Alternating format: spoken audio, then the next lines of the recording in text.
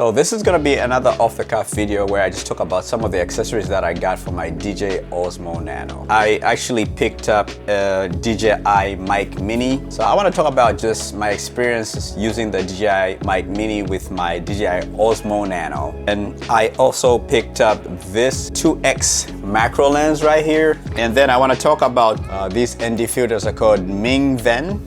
Yeah, so I'll just go over my experience using some of these accessories and just kind of like some of the creative shots I was able to get with these accessories in this video. I got these ND filters, like I said, off of Amazon. They're called MingVen ND filters. And basically you get 3 ND filters and you get circular polarizer, which is on the Nano. And it's been living on the Nano ever since I ran over my Nano with my car. I was just like, well, I just need something to have on there to protect the actual lens. But you get an ND8, you get an ND16, and then you get an ND32. I mean, the quality of these ND filters is pretty good, and the one thing I like is they have the little rubber gasket right there. That makes it that you could still use it underwater. So the other ND filter that I got, the variable ND filter that I got, it doesn't have the rubber gasket on it. The one that's an ND CPL, the small rig one, doesn't have this little rubber gasket. So with that one, I would not advise anyone try to dip it underwater, but this one has the little rubber ring there. So it gets that tight seal. So that's another plus of these. They're half of the cost of what DJI is offering for the designated ND filters for this. Yeah, my go-to has been the ND16.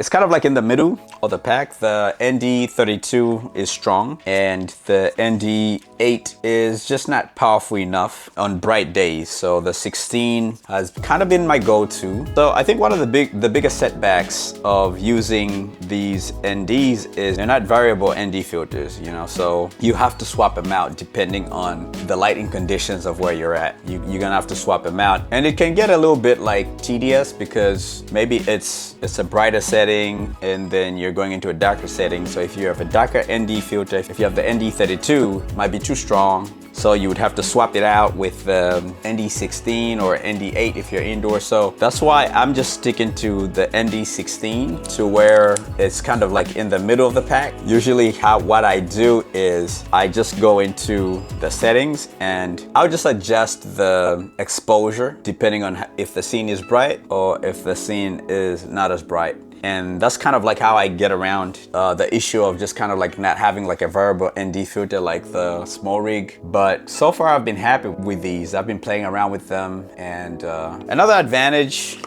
these ND filters have over the variable ND filter that I got is the size. This is just so much of a bigger profile compared to this. And the whole thing about the Osmo Nano is just about pocketability, right? Just being able to have something that you can grab and you can throw in your pocket. This is just a way just more like sleeker look, sleeker profile right here. Right off the bat, I think the one thing I do like about this mic is the factor of it having a magnet. Like, this factor is genius, you know. I do like when companies just come up with cool ideas that are just intuitive, and the fact that I could just grab this mic and actually just put this behind my shirt and then have it stick here. I think this is a cool design, so I do like the fact that it's just convenient and just easy. The other cool thing I found out when I was playing around with the Mic Mini, as far as just like fitting it on my shirt and whatever clothing I was wearing, because the Dji Osmo Nano has this lanyard here, all I have to do is just put the bigger lanyard and then the Mic Mini pops on, see? So I just like stuff like this where you could actually use already existing accessories and kind of just mix and match them, and then you just have a little bit more, you know, variety in what you want to do. And then you don't have to really carry this little DJI magnet. You don't have to like carry it around if you don't need to.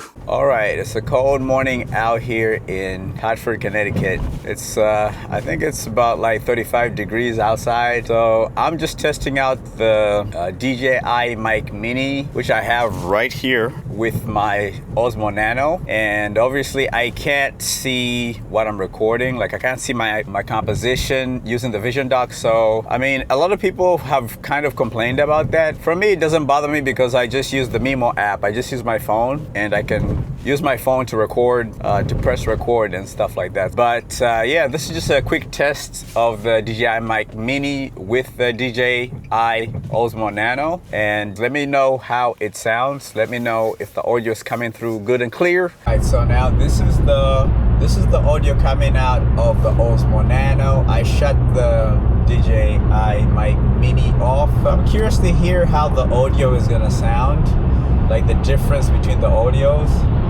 And I mean, I'm on the freeway right now, so there's probably like a lot of ambient noise going on as well. So yeah, we'll see how that looks.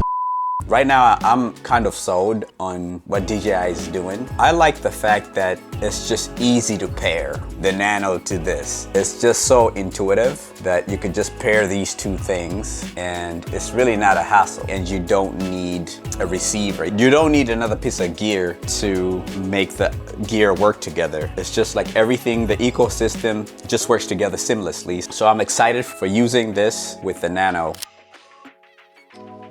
The last accessory I got was this. I got this Neewer ×2 macro lens. It's a pretty nice little nifty piece of glass. So I had seen a YouTuber buy this macro lens, and I think this macro lens was for the Action 4 and 5. But since they have the same, you know, filter threads, it works on the Nano. So picked up this macro lens and I was like, yeah, this is kind of something worth trying out. This is pretty much how the macro lens looks on this Nano. Looks a little bit beefier, you know, but you know, I'm recording right now, so I'm able to focus real close here with my Nano. So this is pretty cool. You know, of course, there's some warping that's going on, but this is pretty cool that I can get like this type of shots. You know, I can go super close. So definitely interested in playing around with this macro lens and seeing what kind of interesting shots I can get with it. Yeah, so cool piece of gear. I mean, the thing about some of these accessories is they're just kind of there to help you